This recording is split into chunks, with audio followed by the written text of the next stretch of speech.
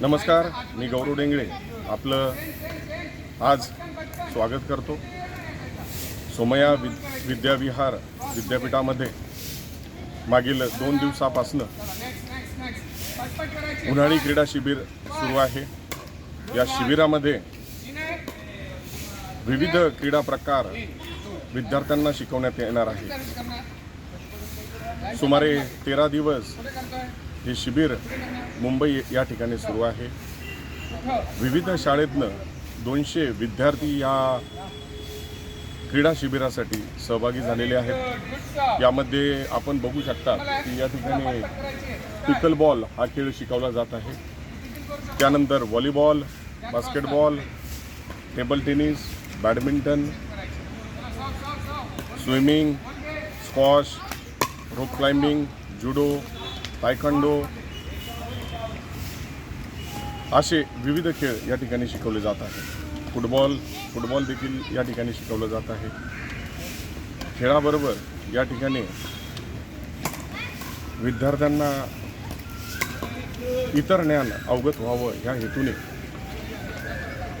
Electronics, plumbing असे विविध courses या ठिकाणी विद्यार्थ्यांसाठी आयोजित केलेले आहेत। आपण या दरम्यान मी या व्हिडिओच्या माध्यमातून आपल्याला कुठल्या ठिकाणी काय खेळ क्रीडा प्रकार चालू आहे हे मी तुम्हाला दाखवू इच्छितो।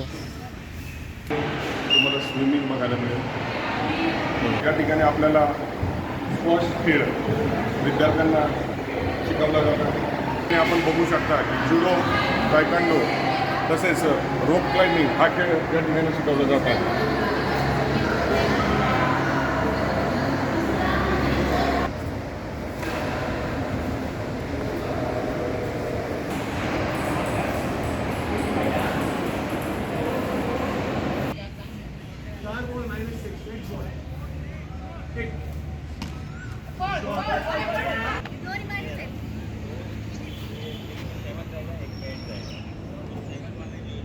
पिकल बॉल खेळापासून जी सुरुवात आपण केली, त्यानंतर आपण स्क्वॉश बघितला, judo, taekwondo, rope climbing, swimming, badminton, table tennis, cricket बघितलं, फुटबॉल बघितलं। आपण बघताय की काल पाऊस झाल्यामुळे या ठिकाणी पाणी साचल्याने फुटबॉलचा सराव वरती घेण्यात आला।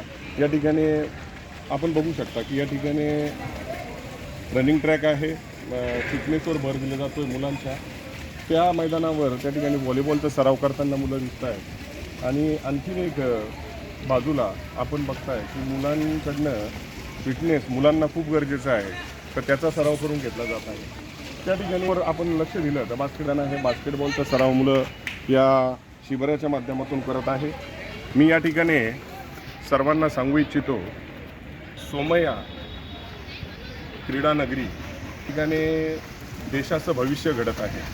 अतिशय गुणवान असे खेळाडू या सोमया क्रीडा नगरीमध्ये तयार होत आहे। तर मी या व्हिडिओच्या माध्यमातून सर्वांना विनंती करेल की आपल्या देशाला